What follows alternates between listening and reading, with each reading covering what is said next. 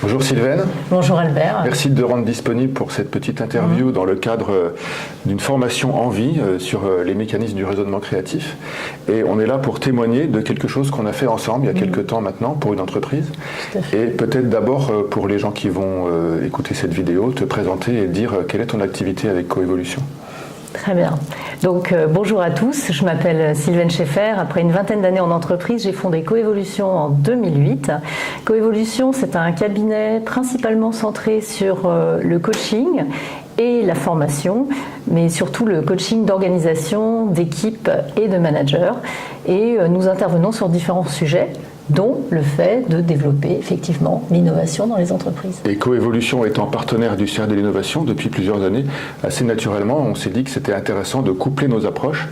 Et Sylvaine, peut-être tu vas nous décrire la situation de l'entreprise au début de notre intervention. Tout à fait.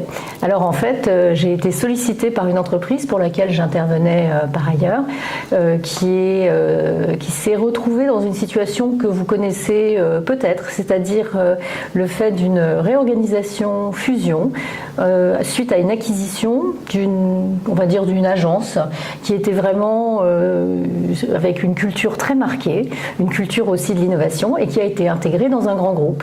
Et en fait, cette intégration se passait moins bien que prévu. Et donc au bout de 2 ans, donc 2 ans c'est long, mais c'est aussi parce qu'ils ont beaucoup essayé de différentes approches. Et au bout de 2 ans, effectivement, on nous a demandé de les accompagner pour les remettre dans une dynamique de succès. Et du coup, en combinant ton approche du coaching et une perspective de mise en mouvement, au-delà finalement, même si vos approches permettent une forme de mise en mouvement, il y avait une sorte d'appétence pour l'innovation, ils avaient repéré ce créneau-là comme moyen de faire bouger, c'est ça? Tout à fait. En fait, le dirigeant qui était resté pour cette équipe était plus un expert et moins centré sur le management. Et comme il était proche de la retraite, il s'approchait de l'âge de la retraite, donc ils avaient décidé de travailler en binôme. Le jeune futur dirigeant, lui, était issu du grand groupe.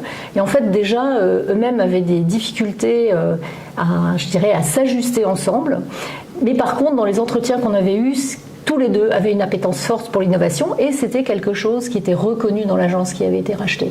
Donc du coup, on avait considéré que ça serait un levier fort de cohésion de s'appuyer là-dessus. D'accord, mais tu pressentais quand même qu'il y avait du collectif à réparer et qu'il fallait peut-être préparer même les dirigeants et les jeunes dirigeants dont tu parles et peut-être cette personne qui avait plus d'expérience et qui allait partir dans pas longtemps.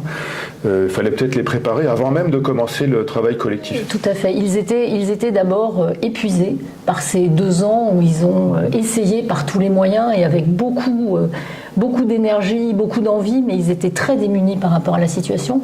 Donc il a fallu déjà leur apporter un accompagnement et des outils pour qu'ils puissent se poser. Parce qu'ils étaient arrivés à un état où on n'aurait pas pu faire une démarche collective. On sait que dans un coaching d'équipe, il y a souvent des choses qui partent dans tous les sens et il faut impérativement que les dirigeants puissent accueillir tout ce qui se passe. Et là, ils n'étaient pas en état, donc j'ai commencé par un travail avec les deux. La deuxième étape, ça a été de travailler sur leur vision commune de ce que serait cet accompagnement. Une fois que ça s'était déterminé, ça a permis effectivement que tu viennes et qu'on les convainque. Et il nous a fallu 2 séances de travail, puisque c'était quand même assez spécifique ce qu'on proposait. Et suite à ça, ils étaient OK. Et à ce moment-là, on a pu construire effectivement toute la démarche au niveau de l'équipe. Ce qui les a... Certains pensaient... L'un des deux pensait que si juste l'atelier d'innovation aurait suffi. L'autre disait non, je ne suis pas très sûre parce qu'en fait il y a tellement de non-dits, tellement de difficultés qu'en fait ça risque de faire tout exploser.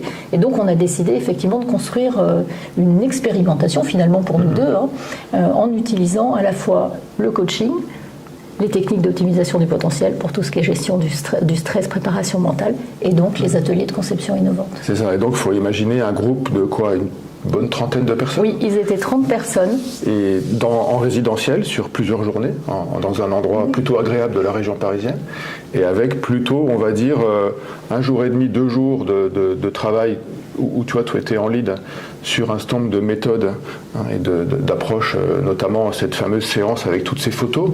Oui. Peut-être tu peux raconter une chose ou deux à propos de cette séance. Donc, en fait, la première des choses, c'était arriver, alors déjà par certains outils, donc en utilisant donc la méthode TOP, à les centrer, à les calmer, parce qu'ils étaient un peu remontés quand même. Et il y avait tout le monde, pardon. Et il y avait tout le monde. Mais il y avait la hiérarchie et jusqu'aux collaborateurs entre guillemets de base, même si l'échelle n'est pas très. Il y avait 3 niveaux hiérarchiques en fait. Hein. Ce qui est pas évident quand on fait un coaching d'équipe, ça fait beaucoup d'interactions. Et par rapport à ça, la première des choses, ça a été effectivement de les amener à se poser, ce qui n'était pas gagné.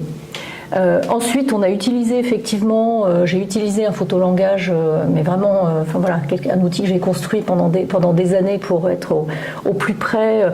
Et en fait, ça leur a permis de partager à la fois leur déception, leur énervement, leurs craintes, mais aussi leur espoir et leurs envies. Donc ça a été déjà un premier moment qui a été assez agité et assez émouvant. D'autant que, si je me souviens bien, ils devaient choisir 3 photos, oui. Une qui représente l'entreprise, oui. Une qui représente la direction et une qui représente eux dans tout ça. Eux dans tout ça, et c'était pas du tout la situation souhaitée ou rêvée, et donc ça a permis effectivement de faire beaucoup d'échanges avec un certain nombre de maillages. Les dirigeants ont vraiment dû profiter de ce que je leur avais appris avant pour rester stables par rapport à ce qu'ils entendaient. Parce que très clairement, on se souvient, il y a eu des choses qui étaient... comment dire ? Le choix de photos permettait de choisir des photos y compris violentes, du style une photo qui représente une personne avec un sac sur la figure, ou une photo qui présente un champ de ruines, ou ce genre de choses. Il y avait aussi des photos positives et des photos intermédiaires, mais il y avait cette liberté proposée de choisir des photos y compris provocantes et dures, et c'est vrai qu'on a vu ce jeune dirigeant un peu vaciller malgré ta préparation. Tout à fait. Le soir, puisqu'en fait on l'a fait sur plusieurs jours, le soir ça nous a permis tous les deux de travailler effectivement avec eux pour ajuster ce qu'on allait faire sur la journée suivante, puisqu'on avait prévu des choses, mais ça a nécessité quand même un ajustement. Ça a permis ensuite de continuer à travailler sur là où ils avaient envie d'aller. Et comme on l'avait quand même, comme les dirigeants l'avaient identifié, le souhait de s'appuyer sur l'innovation est quelque chose qui est sorti, ce qui a permis naturellement ensuite de les emmener dans le dispositif des ateliers de conception innovante, qu'en fait on a intercalé systématiquement avec des outils pour leur permettre par exemple de se centrer. Si on regarde, peut-être que tu peux parler des différentes phases des ateliers, puis je peux apporter sur ce qu'on a fait pour les doper, entre guillemets, oui. Pour les soutenir. Ça, on voit un peu le détail dans les séances de cours, mais en résumé, et peut-être en préambule, tu soulignais justement qu'il a fallu les convaincre que leur intuition de s'appuyer sur l'innovation était bonne, parce que vous imaginez qu'on combine un collectif à réparer avec une forme de saut dans l'inconnu, et donc une impression qu'ils pouvaient avoir qu'ils n'allaient pas maîtriser ce qui allait sortir de l'affaire. Et donc la capacité qu'on a eue ensemble de rendre maîtrisable à la fois leurs réactions et leurs comportements et leurs apports sur la phase photolangage et tout ce qu'il y avait autour, il n'y avait pas que ça. Non, et puis sur l'atelier, évidemment, ça a été important.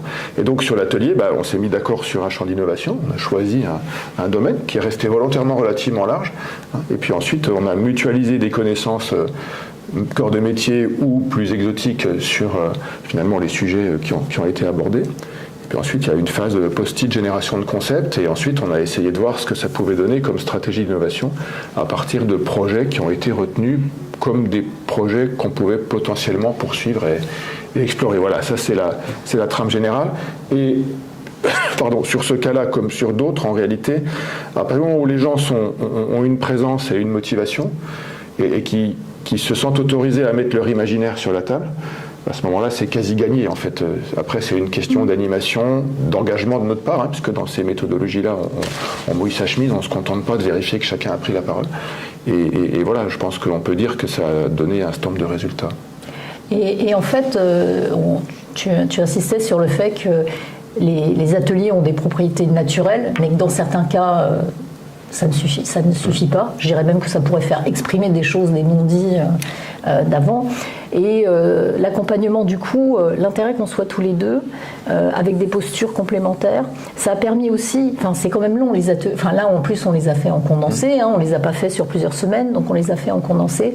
Et en fait, il faut s'imaginer que bien évidemment on résout pas un problème d'équipe en, je dirais, quelques heures de coaching avec quelques photos. Je réduis volontairement. Et donc ça a nécessité, pendant la phase des ateliers, de les soutenir, alors déjà de faciliter d'une certaine façon, il y avait quand même encore des tensions, mais aussi de les soutenir avec certains outils ou certains exercices qu'on a pratiqués en fonction des étapes des ateliers de conception innovante. Par exemple, quand on va sur l'imaginaire, bien évidemment, certains, enfin dans ce cas-là en tout cas, qui étaient plutôt moins habitués, pouvaient se mettre plus des barrières. Donc il a été nécessaire de nouveau de les mettre dans un état de réceptivité pour qu'ils puissent s'engager plus. Après, il y a eu des moments où ça leur demandait beaucoup de concentration, et c'est vrai que les journées étaient intenses, on va dire chargées dans le sens intense, et là de nouveau, il y avait des exercices pour faciliter leur concentration et leur réengagement. Et dans la dernière étape, qui était effectivement se projeter sur qu'est-ce qu'ils allaient faire de tout ça, parce que souvent c'est bien beau de faire un coaching d'équipe, souvent la plupart du temps les gens sont très contents quand ils sortent du séminaire, mais en fait ce qui est important c'est de voir ce qui se passe après. Et là donc on a pu par une autre approche pouvoir ancrer leur projet, mais pas seulement sur les sujets qu'ils avaient travaillé, mais aussi sur ce qu'ils allaient en faire pour leur équipe. Et en fait, moi je note, je suis quelqu'un de très sensoriel. Quand j'étais passée la première fois dans leurs locaux, et en particulier ils avaient un grand plateau, vraiment j'étais rentrée et j'avais l'impression d'une atmosphère à couper au couteau. C'est-à-dire vraiment j'étais passée au travers, c'était assez désagréable, il faut le dire, donc je pouvais m'imaginer que pour eux au quotidien c'était très difficile. Et quand on a fait le débriefing quelques semaines après, c'était pas du tout la même chose. Déjà, tout le monde était coopératif. Un truc tout bête, tout le monde, je sais pas, au niveau des tasses à café, c'était plus un espèce d'amoncellement dans un coin. Les gens le prenaient, mais si c'est pas la seule. On voyait qu'il y avait de l'entraide, de l'écoute. Si quelqu'un parlait fort, il s'isolait. Enfin, c'est des petites attentions à l'autre. Et puis surtout, ils avaient entièrement réaménagé une partie de leur espace pour pouvoir faire une salle de réunion créative en utilisant du management visuel et surtout pour poursuivre tous les sujets qu'ils avaient décidés. Donc il y a vraiment eu une transformation dans la durée. J'ai eu quelques nouvelles par la suite et ça a bien perduré. Donc, C'est intéressant aussi ce que tu dis, qui me semble important de souligner sur le fait qu'on peut conseiller aux entreprises d'une façon générale de réfléchir à des couplages de méthodes dans ce sens-là.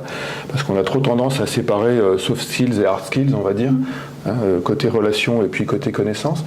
Là, en particulier, les gens dans cette entreprise qui a été rachetée, qui était pour certains avec une grosse expertise, l'atelier a permis de les rassurer sur tous les plans, y compris le fait que leur expertise allait continuer à être extrêmement utile à l'avenir, pas seulement pour des questions de qualité de relation et de respect mutuel, mais aussi pour des projets innovants.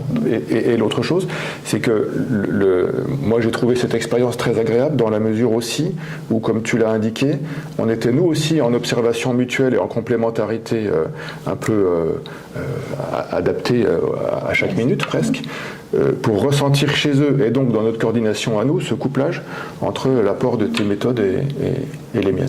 Et je pense que ça a été particulièrement modélisant pour eux, c'est-à-dire qu'ils se sont rendus compte qu'effectivement il y avait, même si en termes de posture, je veux dire, mais pour eux dans leur imaginaire, tu étais le professeur et celui qui avait la connaissance sur ces ateliers, moi j'étais la coach. Donc en fait, c'est un peu comme un binôme de gens différents. On pourrait dire, ils avaient quand même un binôme de dirigeants avec l'un qui était plus expert, l'autre qui était peut-être un peu plus sensible à la relation humaine. Et en fait, je crois qu'on leur a montré aussi tout au long des ateliers, parce que c'était quand même pas simple, on a dû vraiment faire un gros travail aussi d'équilibre nous-mêmes. On leur a montré ce que c'était que la co-création, une vraie co-animation ou une co-direction d'un projet. Et donc j'imagine que ça aussi, ça a libéré des choses. Voilà, à suivre. En tout cas, merci beaucoup Sylvaine pour ce moment avec nous. Et puis bonne suite de journée. Et puis j'espère qu'il y aura plein de questions de la part de l'assistante et l'assistance. Et je te ferai un petit retour évidemment. Il n'y a pas de souci, je suis à leur disposition pour répondre à toutes leurs questions.